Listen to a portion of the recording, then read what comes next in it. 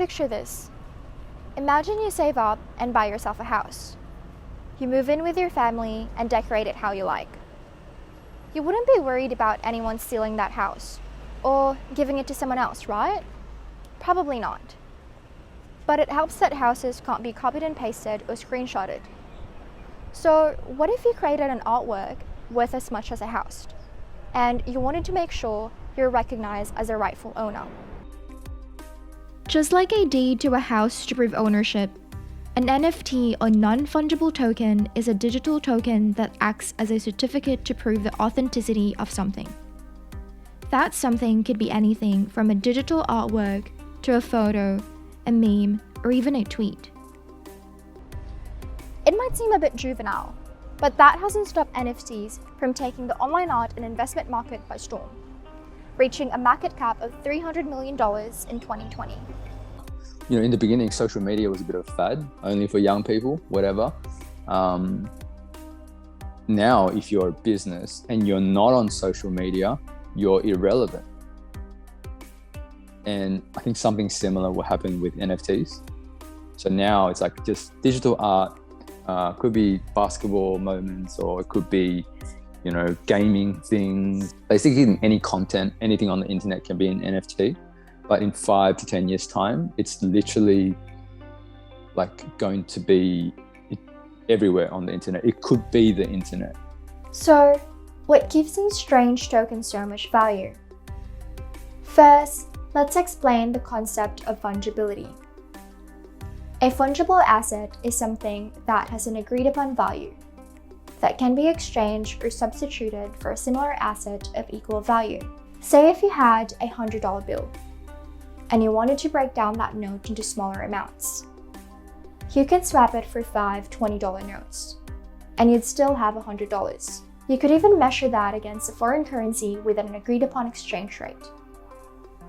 On the other hand, a non-fungible asset is something that can't be replaced or substituted.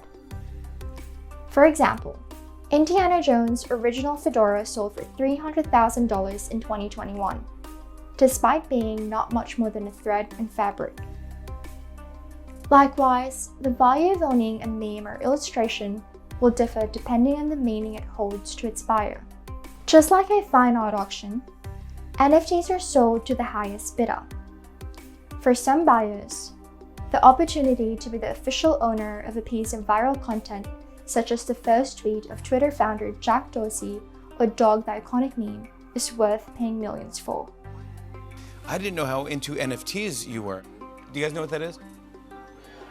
Yeah, like 12 people know what it is. Well, I barely know. Can you explain what an NFT is? NFTs exist as a line of code on a blockchain, which is a long stream of data that tracks the movement and transmission of a digital file. Just like a unique footprint or even human DNA, it can't be replicated or replaced. Owning an NFT means you can guarantee the authenticity of the asset. And even if that asset has been copied or shared, the line of data traces back to the owner, which holds the most value. NFTs are bought and sold with Ethereum, a form of cryptocurrency that uses smart contracts, a set of rules attached to a transaction that lays out the conditions of purchase without the need for third parties or middlemen. Because everyone can see the software, it's open source, it's very reliable, it can't be changed, and in a way it's more trustworthy than people. This makes it a decentralized market, where unlike dealing with a bank or broker who is subject to human error, an objective and concrete algorithm determines whether a transaction is successful or invalid. But just how safe is this market to the everyday consumer? For wholesale consumers, those experienced investors, those people that work in this space or have studied this space, are able to better manage the volatility of these products. The danger is for the everyday Aussie. Like anything else, NFTs are not immune to exploitation from scammers and cyber criminals. Despite their open visibility of transactions on a blockchain, experts say because of their volatile and anonymous nature, everyday investors could lose out if they're not careful. We still don't quite fully grasp how these products work, right? Through blockchain technology and whatnot. If a business or an entity invests in these products, they are more susceptible to, say, foreign cyber attacks.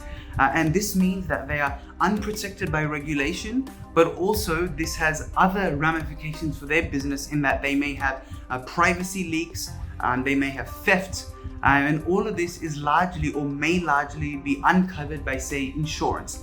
And that exposes a business to all sorts of risks when they are uncovered by insurance. Just like any other emerging technologies, no one really knows the full scope of non-fungible tokens and the crypto market. But it might not be long before NFTs become an everyday item.